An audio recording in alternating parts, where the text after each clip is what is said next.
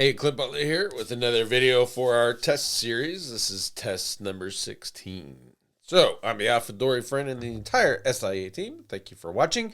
If you could, hit the subscribe button, the bell notification, thumbs up and thumbs down. The engagement helps, and we appreciate you. Plus, you'll get notified when we launch new videos. So, with that being said, does a page with schema markup outrank a page without it? Let's get into it.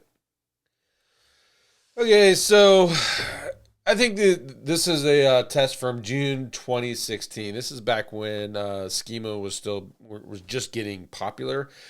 If you remember, there was a lot of plugins coming out. There was a lot of people that are talking about adding Schema to pages.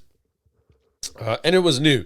And not a lot of people actually jumped on it. As a matter of fact, it was like, oh, it's just a waste of time. There's no sense in doing that, etc., etc. And John Mueller back then said in September 2015 that schema markup is not yet a ranking factor. And I honestly believe that it's probably still not a ranking factor, but they are using it in conjunction with the rich snippets, right? So you see the reviews, you see carousels, you see video, thumbnails, all that stuff inside of the search results to pretty it up and increase CTR for Google is all driven pretty much by schema. And lately, this video is recorded in March 2021, but lately you can't go to an SEO blog without learning about rich snippets and increased visibility and how you should capture those snippets, etc. So we know that schema is important now.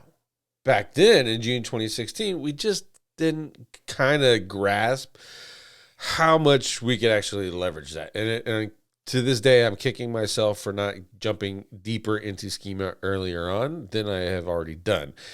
But what this test was, it was actually two test pages. So there's 400 word articles, 2% keyword density, which back then was the standard. Now I'm using 10-ish. And we published all that at the same time, the two test pages and the control pages all at the same time. And so what ended up happening is the control pages never indexed and the schema pages indexed.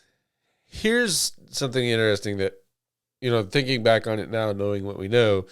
One, when you add schema, you add some instances of the keyword. It just happens. And then you're changing the keyword density in the HTML. And now we know that changing the keyword density in the HTML affects the overall keyword density of the page, and Google takes that into account. It just does it. So we are seeing, or we saw something that we haven't seen before until last year, which is the filtering. And that came out after Google announced that they were going to limit the amount of pages from a single domain that were ranking for a single keyword. And we all remember that, and it was all scary, and everyone was terrifying. But really, at the end of the day, you couldn't really find too many instances of it because Google, while filter, will still give you 2 or 3 pages for that term. Let's say you do 10, like we're doing now with our testing. You do 10 keyword or 10 pages for a keyword. 9 times out of 10, 7 of those pages will actually index, but then get removed, and then you end up with only 3 pages in your test set. So that's a filtering, and we saw that here in June 2016, the first example of that being applied as part of a test.